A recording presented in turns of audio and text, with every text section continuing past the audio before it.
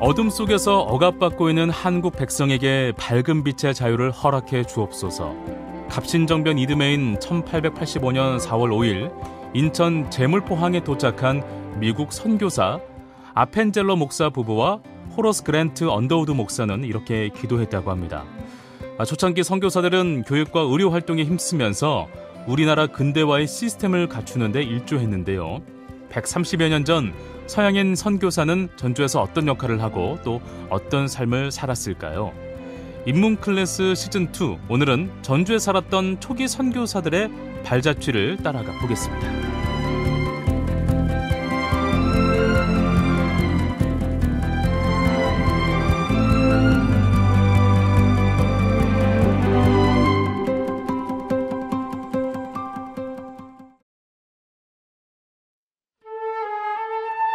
전주대학교 한국고전학연구소 온나라 인문학센터와 함께 우리 주변의 살아있는 이야기를 쉽고 다양하게 즐기는 인문클래스 시즌2. 오늘은 슬기로운 역사학자 전주대학교 인문콘텐츠대학 역사콘텐츠학과 이정욱 교수님과 함께하겠습니다. 안녕하세요, 교수님. 반갑습니다. 안녕하세요. 반갑습니다. 네, 교수님. 전주대학교 인문콘텐츠대학 역사콘텐츠학과에서 문화와 콘텐츠를 가르치고 있는 이정욱입니다. 오늘은 어떤 이야기 나눠볼까요, 교수님? 예, 이번 시간에는 제가 2020년 7월에 전주의 제2병원 관계자를 통해서 입수한 영상 필름 자료를 중심으로 해서 선교사들의 발자취를 따라가 볼까 합니다. 네. 이 자료는 1936년 전주에서 활동한 미국인 선교사를 기록한 영상입니다. 네. 영상 필름을 중심으로 130여 년 전부터 전주에 살았던 외국인 선교사 이들이 전국에서의 삶은 어땠는지 한번 알아보고자 합니다. 요즘은 다문화 가정이 증가하고 또 외국인 유학생도 학교에도 굉장히 많죠. 예, 그러다 많습니다. 보니까 뭐 또 K문화 부모로 우리 주위에도 많은 외국인이 있는데 100년 전에는 진짜 전주에서 외국인 찾아보는 게 너무나 이색적인 일이었을 것 같다라는 생각이 좀 들기도 합니다. 전주를 삶의 터전으로 살았던 외국인 이야기 어땠습니까? 예, 제가 처음으로 외국인을 직접 본 것은 1985년인가 저희 집에 선교를 위해서 찾아왔던 외국인 남자 선교사였습니다. 그랬군요. 평생 외국인이라고 볼 수 없었던 순창의 복흥이라는 시골에서 자랐는데 그때의 기억이 지금도 아주 선명합니다. 키가 매우 컸고 우리말을 너무 잘했던 것으로 지금도 기억을 하고 있습니다. 그때 당시에도 우리말을 잘했어요? 정말 잘했습니다. 어학당에서 잘 배우셨나 보네요. 네. 이 전라북도에도 다양한 국가의 외국인분들이 함께 살고 있는데요. 이 다문화 시대라는 게 정말 실감이 되기도 합니다. 그럼 교수님이 발견한 미국인 선교사에 대해 본격적으로 이야기를 나눠볼까 하는데요. 우리 지역에 언제부터 어떤 이유로 선교사가 살게 됐을까요? 예, 시작은 기독교 선교를 위해서 1892년 미국 남장로의 7인의 선발대 윌리엄 레이놀드, 부인인 패시 볼링, 윌리엄 전킨, 그다음에 전킨의 부인인 레이번, 루이스 테이트, 매티 테이트, 그다음에 여동생, 그다음에 리니 데이비스, 요 7명이 인천을 통해서 우리나라에 입국을 했습니다. 예. 당시 우리나라에는 미국 북장로회, 남장로회, 북감리회, 남감리회, 호주 장로회, 캐나다 장로회가 선교 활동을 했었는데, 요 단체들이 협의하에 전라남북도, 제주도, 충청 지역의 일부를 그 미국 남장로회에서 맡게 되었습니다. 그렇군요. 1894년 2월에 최의덕 선교사가 최의덕 선교사는 아까 그 얘기했던 외국인 루이스 테이트입니다. 네, 그분이시죠. 그다음에 여동생 테이트가 전주에 파견이 됩니다. 하지만 잘 아시겠지만 1894년에 동학 농민혁명이 일어난 시기여서 맞네요. 다시 서울로 옮겨갔고 이듬해인 1895년 2월에 다시 전주로 와서 지금의 완산동 교회 뒤편 쪽에 거처를 잡고 본격적인 선교 활동을 시작을 했습니다. 선교사들에 의해서 전주의 제2병원, 기전여학교, 신흥학교, 다가동의 S교회 등이 세워지게 되었습니다. 병원과 학교, 교회가 이들 7인의 선발대로부터 시작이 됐군요. 이분들이 없었다면 현재 전주의 대표적인 의료기관과 교육기관이 없었을 수도 있겠네요. 그리고 기전여자고등학교 이름은 선교사와 연관이 있다고 하는데 어떤 내용일까요? 전킨 선교사, 한국 이름으로는 전위렴 선교사입니다. 예. 그 선교사는 7인의 선발대 중에 핵심 멤버였습니다. 군산에서 선교 활동을 했고 군산의 영명학교, 지금의 군산 제1고, 네. 그다음에 멜본딘 여학교, 현재의 군산 영광여고죠. 네. 이 두 학교를 시작하신 분입니다. 네. 군산뿐만 아니라 전주로 활동 범위를 넓혀서 1904년에서 8년까지 서문교회의 담임 목사를 역임을 했고, 네. 부인인 전 마리아 여사가 기전여학교의 교장을 맡아서 설립에 기여를 하셨습니다. 그렇군요. 하지만 당시 선교사들에게 많이 발생한 풍토병에 걸리셔서 고생을 아주 많이 하셨습니다. 아이고, 그러네요. 안타깝게도 자녀인 조지, 시드니, 프랜시스가 1살, 2살의 어린 나이에 풍토병으로 죽게 됩니다. 아이고. 그리고 얼마 후 자신도 풍토병에 의한 폐렴으로 1908년 1월 2일 날 43살이라는 젊은 나이에 돌아가셨습니다. 아이고, 세상에. 정말 안타까운 죽음인 것 같죠. 네. 기전여학교의 이름은 전킨의 헌신과 희생을 잊지 않고 마음에 되새긴다는 의미에서 비롯되었습니다. 아, 그렇군요. 제가 기전여자중고등학교 교목 선생님과 이야기를 나눌 기회가 있었는데 네. 학생들은 신입생 때 반드시 교육을 받아서 모두 기억하고 있는 분이라고 합니다. 현재 제2병원 맞은편 선교사 묘역에는 선교사와 가족 17분이 묻혀 있는데 이곳에 가면 전킨 선교사와 3명의 자녀들의 무덤이 있습니다. 종교를 떠나서 지역을 위해 희생하신 외국인을 기리기 위해 시간을 내서 한번 찾아보면 좋을 것 같습니다. 아, 기전이라는 이름이 이렇게 지어준 거구나. 풍토병으로 세 자녀와 함께 일찍 세상을 떠났다니 정말 안타깝습니다. 그럼 다시 선교사 이야기로 이어가 볼까요? 교수님, 전주에 대한 선교사들의 첫인상은 어땠을지 궁금합니다. 예, 전주 제2병원의 시작을 연 의료선교사 마티 잉골드가 기록한 전주 인상기가 있습니다. 네네. 잉골드는 여자 의사로 전주에 와서 선교 활동을 하면서 1904년 아까 루이스 테이트죠. 최유덕 선교사와 부부가 되었습니다. 2018년 병원이 잉골드가 남긴 일기를 번역해서 그 책을 발간을 했습니다. 네. 그 중에 또 한 부분을 좀 말씀을 드리면 이 도시에 10,000명이 거주하는데 이 중 절반은 성내에 살고 나머지는 주로 도성 밖 남쪽과 동쪽에 살고 있다. 깨끗한 시냇물은 이 도시를 가로질러 흘러간다. 사람들은 그 시냇물에서 옷이나 야채를 씻는데 주로 무와 배추 종류다. 매일 밤 어두워지면 성문을 닫는 종을 치고 다시 밤 10시에 종을 치는데 정해진 시간 동안 성문을 연다. 전라도를 관할하는 관청이 있어 관찰사가 이곳에 살고 있다. 그는 우리가 지은 새 집을 보러 온 적이 있었는데 상당히 우호적이다. 이게 1898년 1월 1일자 잉골드의 일기입니다. 당시 전주의 풍경이 상세하게 적혀 있었네요. 예, 그렇습니다. 현재 병원 인근으로 옮기기 전 당시 선교 거점이었던 완산동의 완산 7봉 인근을 이르는 표현입니다. 그렇죠. 전주천을 삶의 터전으로 삼고 있는 전주인들을 보면서 자연의 풍요로움을 보여주고 있습니다. 그리고 아직은 헐리기 전에 전주 사대문의 모습과 야간 통행 금지를 알리는 종소리는 선교사에게도 정겨웠던 것 같습니다. 그리고 여기에 나온 관찰사는 이완용이 매국노로 변하기 전에 그런 모습입니다. 아, 그렇군요. 이완용이 전주 관찰사를 역임했고 선교사와도 인연이 있었네요. 예. 네, 새로운 사실입니다. 그럼 선교사가 기록한 1936년 전주의 이야기를 해보겠습니다. 먼저 필름에 대한 소개를 해주신다면서요? 예. 2000년대 초반 전주를 방문한 미국인이 병원에 기증한 것으로 자신은 필름 속에 선교사 자녀라고 자신을 소개했다고 합니다.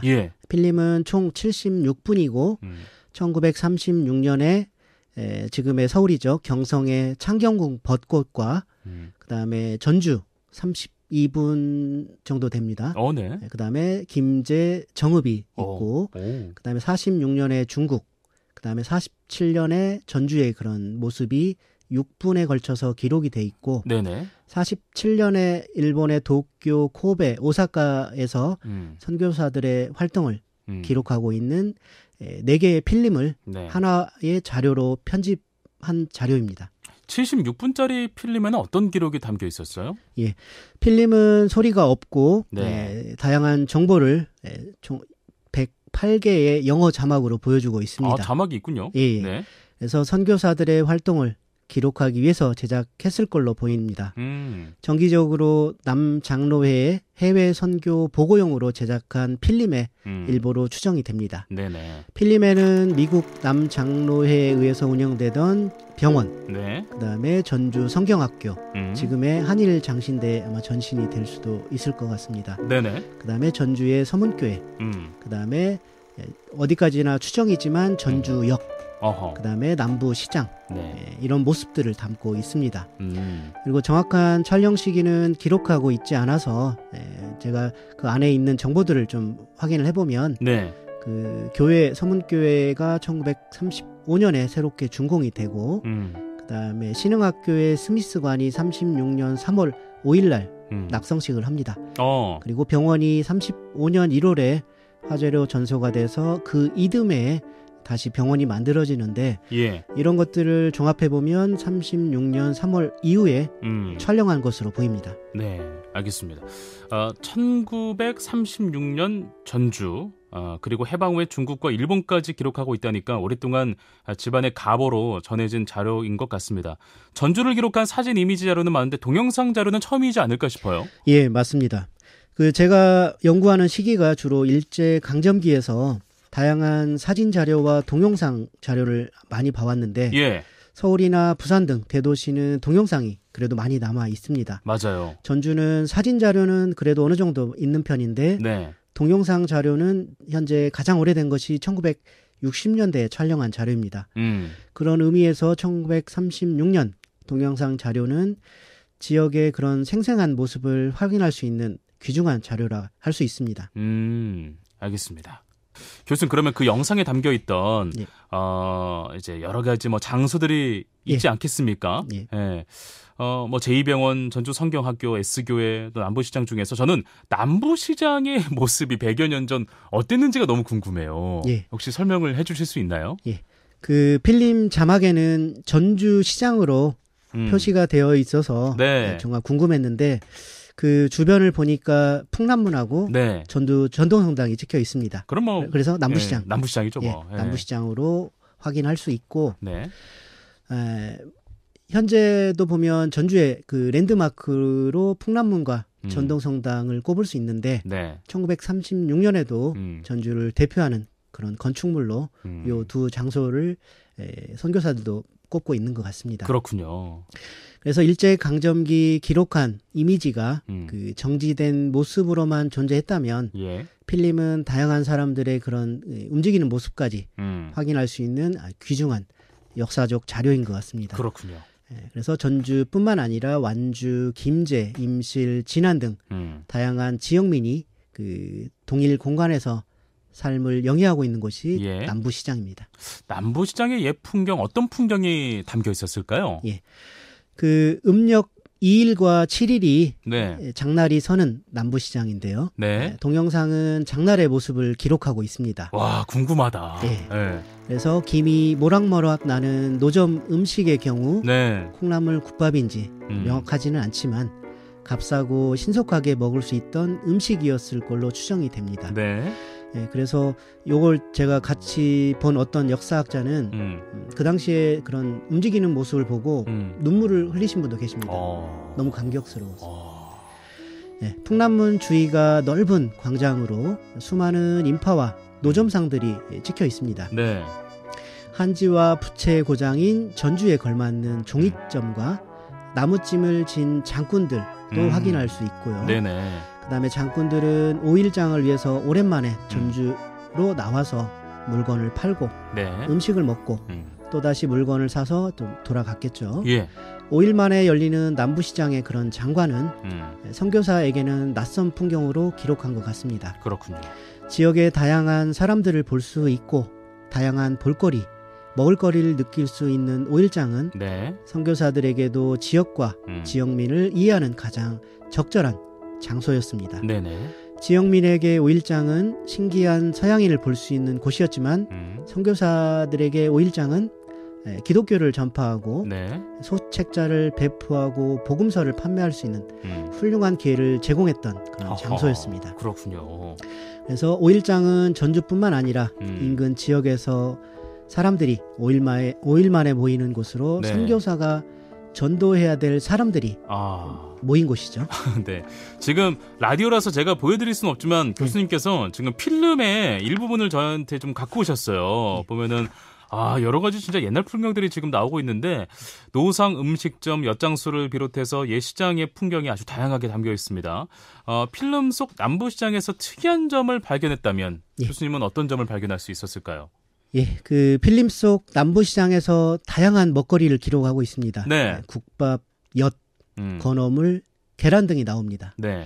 최남선도 1925년 3월 30일에 네. 전주 남부시장에 다녀온 후에 전주에서는 흰엿, 무슨 엿 할 것 없이 보기에나 먹기에나 퍽 만만한 것이 전라도 엿이다라고 할 만큼 지역의 대표 먹거리 중에 하나로 꼽고 있습니다. 그렇군요.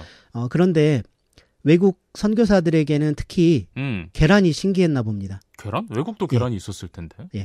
그래서 마티 잉골드는 1900년 11월 일기에서 시장에서 본 신기한 장면을 이렇게 기록하고 있습니다. 네. 한국의 달걀은 막대기 형태로 길게 묶어 부를 때는 장작처럼 쌓아놓는다.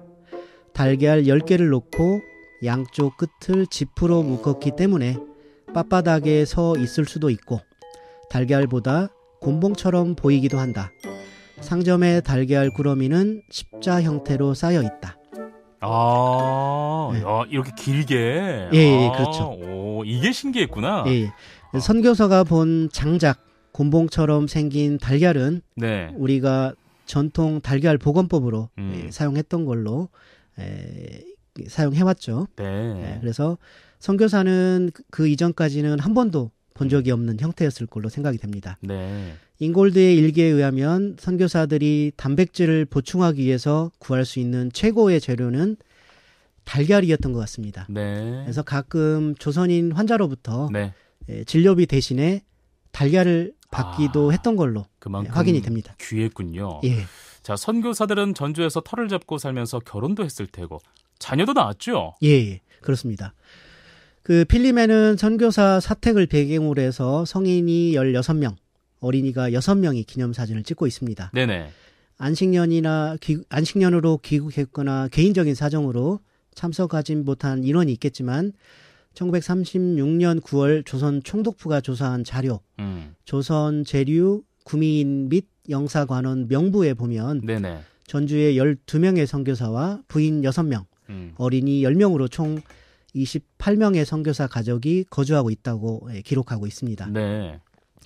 당시 조선 전역에 거주하고 있는 외국인은 총 1,525명으로 이 중에 미국인이 785명, 꽤 있네요. 그래도. 전북에는 45명의 미국인이 거주하고 있었습니다. 예. 조선에 체제한 많은 미국인이 선교 관련으로 입국한 사람들이죠. 네. 특히 지역의 경우는 대부분이 이러한 목적으로 체제를 하고 있었습니다.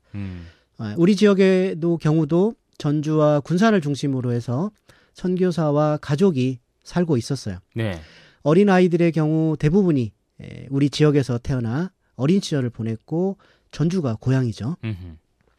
36년 전주 선교부에는 10명의 어린아이가 있었는데 네. 이들은 대개 전주에서 태어나서 자랐습니다. 네. 그래서 중학생 정도의 나이가 되면 교육을 위해서 미국으로 귀국하는 경우가 대부분이었지만 미국, 네. 어린 시절을 선교부에서 함께 지내며 자랐습니다.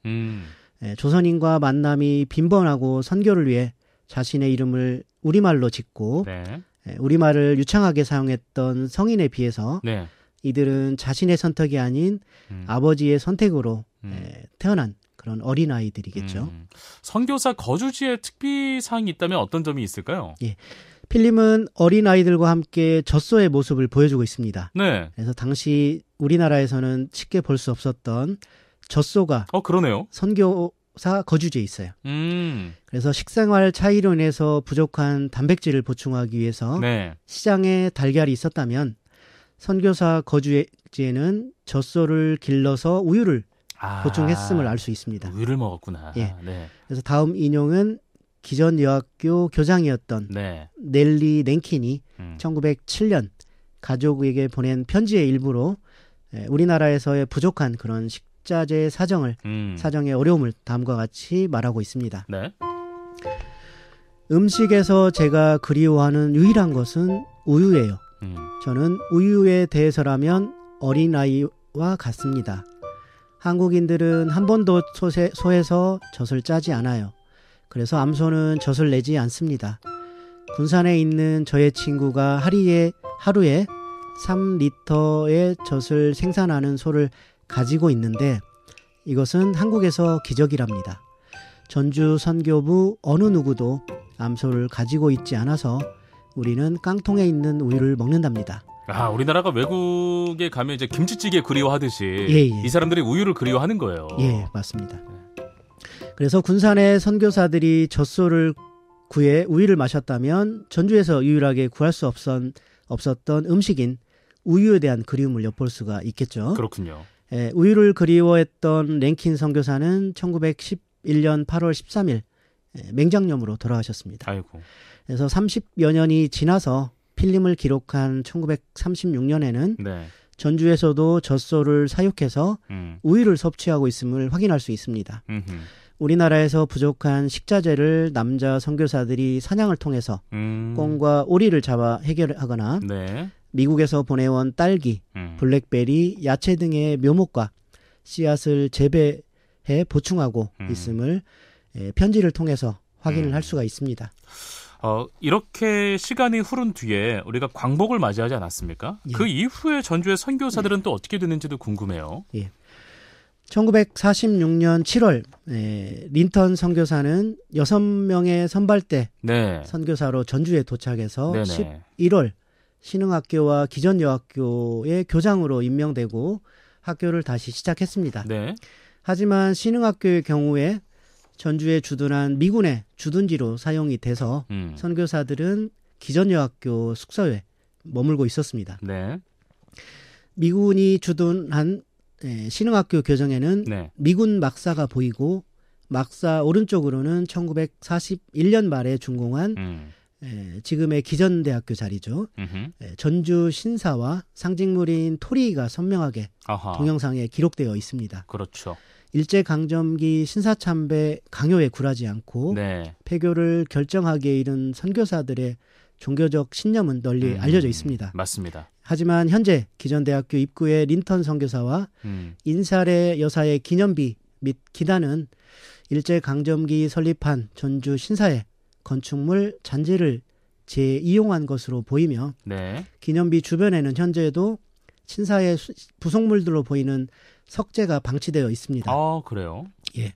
또 기전대학교 교내에는 신사 입구에 배치한 참배자가 손을 닦거나 입을 씻기 위한 물을 담아두었던 테미즈야가 정원의 장식물로 사용되고 있습니다. 선교사들의 종교에 대한 굳은 신념을 이어가기 위해서는 일제강점기 잔재를 청산해야 될 것으로 보입니다. 네, 교수님, 전주에 살았던 초기 선교사들의 발자취를 통해서 우리의 삶을 엿볼 수가 있었는데요. 마지막으로 정리하고 싶은 말씀이 있다면요. 예. 100여 년 전부터 외국인 선교사들이 우리 지역의 교육, 의료를 위해서 희생하셨습니다. 기독교라는 종교를 떠나서 우리가 존경해야 될 인물이라고 생각이 됩니다. 그래서 윌리엄 린턴 선교사 같은 경우는 전주에서 기전 여학교와 신흥학교 교장을 역임했던 분이고 4대에 걸쳐서 호남 선교와 교육에 헌신한 인물입니다. 그리고 자녀 4명은 군산과 전주에서 출생했고 막내 아들의 경우는 자녀 5명을 모두 전주에서 태어나서 어린 시절을 보냈습니다. 필름에서 선교사 자녀 교육을 기록한 영상 뒷줄에 앉아있는 어린아이들이 선교사들의 자녀로 보입니다. 그렇군요. 네, 그래서 우리가 이분들을 기리는 활동과 관심은 아직까지도 절대적으로 부족했던 것 같습니다. 네. 네, 그리고 그 100여 년 동안 헌신했던 3천여 명에 가까운 선교사들 중에 우리가 알고 있는 분들이 몇 명이나 될지 그리고 밝혀지지 않는 많은 분들의 활동을 발굴을 하고 이분들의 활동을 알리고 관심이 더욱더 필요할 것 같습니다. 네, 알겠습니다. 자, 오늘 전주에 살았던 초기 선교사의 발자취를 통해서 초기 우리 지역에서 활동한 선교사들 또 그분들이 어떤 일을 했는지 조금이나마 알아보는 의미 있는 시간이었습니다. 전주대학교 한국고전학연구소 온다라 인문학센터와 함께하는 우리 주변의 살아있는 이야기를 쉽고 다양하게 즐겼던 인문클래스 시즌2 슬기로운 역사생활 전주대학교 인문콘텐츠대학 역사콘텐츠학과 이정욱 교수님과 오늘 함께했습니다. 교수님 오늘 고맙습니다. 고맙습니다.